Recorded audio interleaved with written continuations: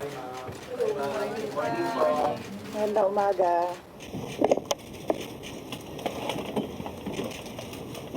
Statement nila. Yeah. Okay.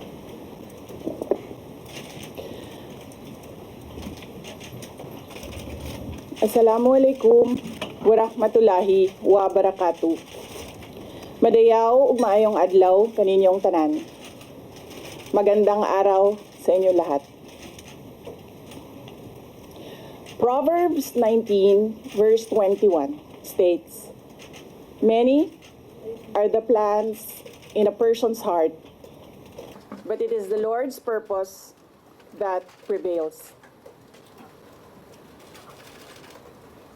It took me 47 years to understand that my life was never meant to be only mine. Unlike others, I may not have been born just to chase happiness. For a long time, I questioned the weight of responsibility to my family, to my country, to everyone who called on me. Today, I have peacefully accepted that my life is unlike any other.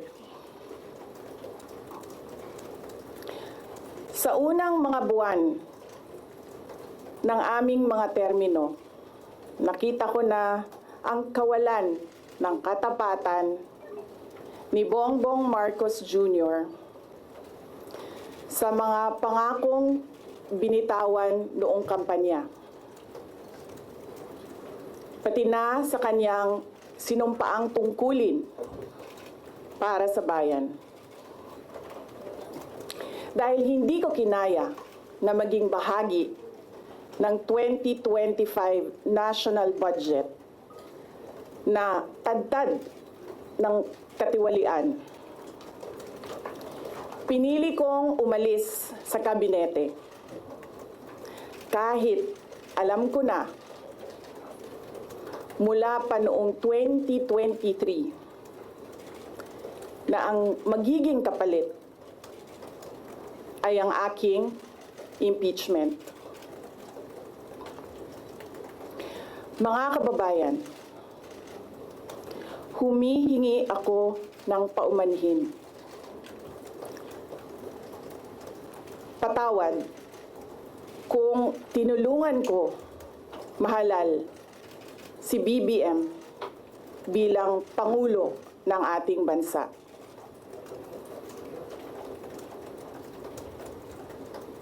Patawad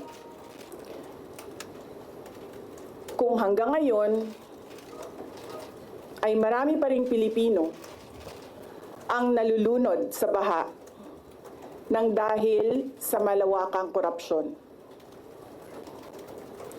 Patawad kung lantaran ang pang-aabuso ng ating mga institusyon para sa pansariling interes ng mga politiko.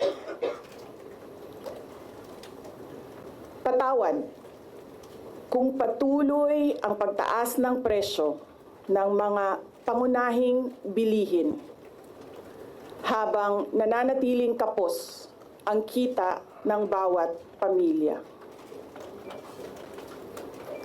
Patawad kung wala man lang tayong tunay na seguridad sa pagkain. Patawad kung may nagkakasakit at binabawian bigla ng buhay dahil sa kakulangan ng maayos at epektibong healthcare system.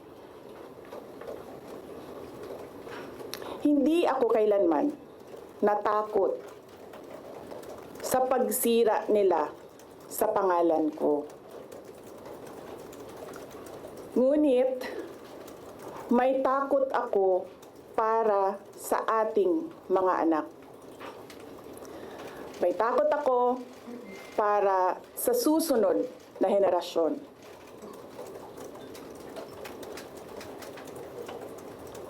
May takot ako para sa mga kababayan nating walang bahay sa ibang bansa. Walang pangalawang pasaporte, walang ibang matatakbuhan kundi ang Pilipinas. Kahit ito'y patuloy na nalulugmok sa kahirapan. Na ako'y kahadlok, nga moabot ang adlaw na dawaton na lang nato ang kapobrihon isip kapalaran. Nga maanad na ta sa sayop. Nga mawad-an na lang ta og paglaom. Og labaw sa tanan na ako'y kahadlok,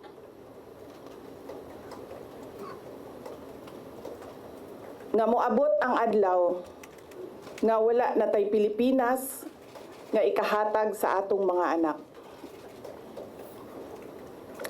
I cannot kneel before each and every Filipino to beg for forgiveness. Instead, I offer my life, my strength, and my future in the service of our nation. Mga kababayan, ibalik natin ang tapang at malasakit para sa Diyos, sa bayan, at para sa bawat pamilyang Pilipino. Ako si Sara Duterte, tatakbo bilang Pangulo ng Pilipinas. Shukran. Any questions? First question. Next time na ang question. Oh. Thank you. Good morning. Iniwan ko kay JC yung kabuuan ng speech.